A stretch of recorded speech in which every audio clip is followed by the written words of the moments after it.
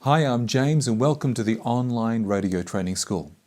These days on both radio and the internet, we have access to a huge range of Bible teaching in the audio format.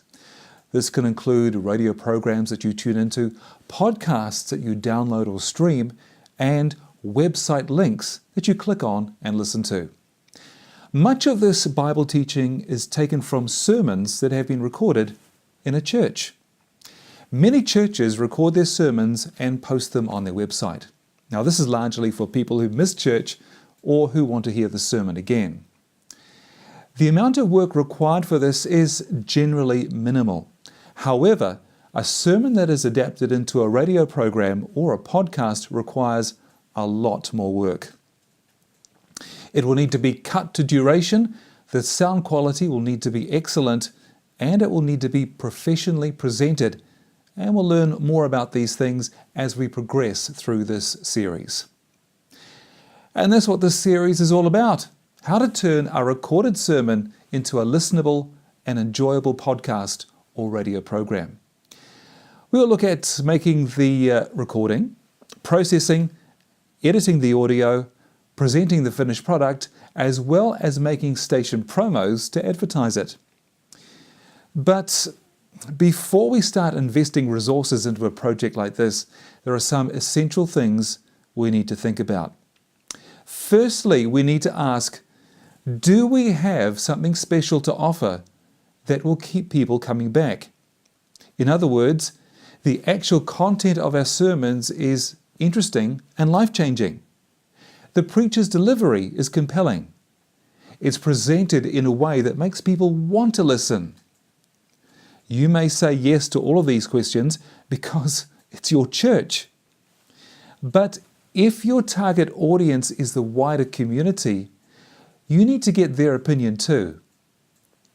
Perhaps you need to make a sample program and get feedback from other people. Ask them if they enjoyed the content. Even though they weren't at the venue, did they still feel included? Did the content compel them to take action? Ask them about the delivery. Was the preacher believable? Did they like his voice? Did it translate well into the audio format? Ask the questions, but be prepared for the answers. Secondly, it's important that we understand how people listen. Apart from the people in your congregation who missed the service, our experience shows that almost no one will deliberately sit down to listen to a recorded sermon in its entirety. Podcasting is, in effect, radio programs on demand. A recent survey by the Content Marketing Institute shows that the average time spent listening to podcasts was 16 minutes. And these days, most people will listen while they're on the move, on a portable device. The most likely times are the daily commute or during exercise. Now, you don't want people tuning out before they get to the main point of the sermon, so if you add music and a program host, each episode should not go over 20 minutes.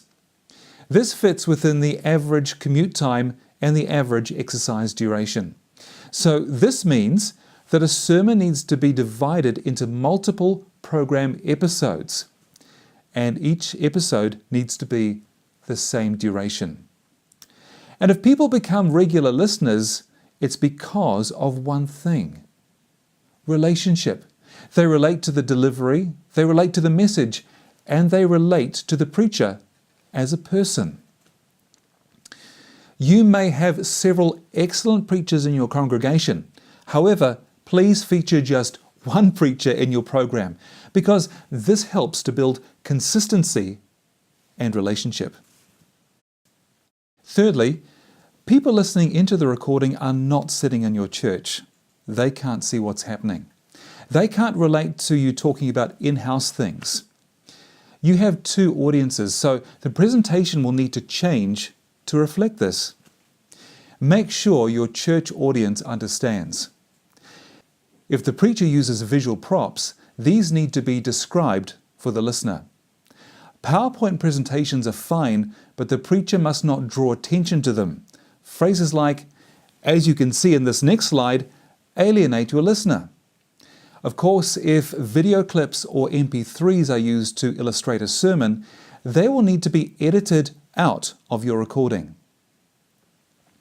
Fourthly, do you have the resources to make this all happen? By resources, I mean, do you have the funds to buy the equipment you need? Have you budgeted for consumables like lapel microphones? Yes, these wear out. Headphones, batteries, cables, and computer repairs. Do you have the right skilled people? Can they commit to keeping to broadcast deadlines week in and week out? And do you have the time to produce a great product? And finally, what do you do if broadcasting a sermon didn't work out, but the content is still great? Here are a couple of options. Distill the main points of the sermon into short 60-second bites and produce a daily devotional spot. This is recorded in a studio or a quiet room and will require some production. And you get to choose who voices it. These spots work really well during busy hours on radio stations. Or rewrite the sermon for a radio audience. Break each sermon into 5 7-minute episodes so they play Monday to Friday. Again, record it in a studio and produce it nicely. Of course, talk to radio stations and find out what they need. Well, if you're still on board with us, join us for the next 2 videos in the series. We'll look at how to get a great recording that you can use to make a radio program or podcast from your church sermon. Until then, happy broadcasting.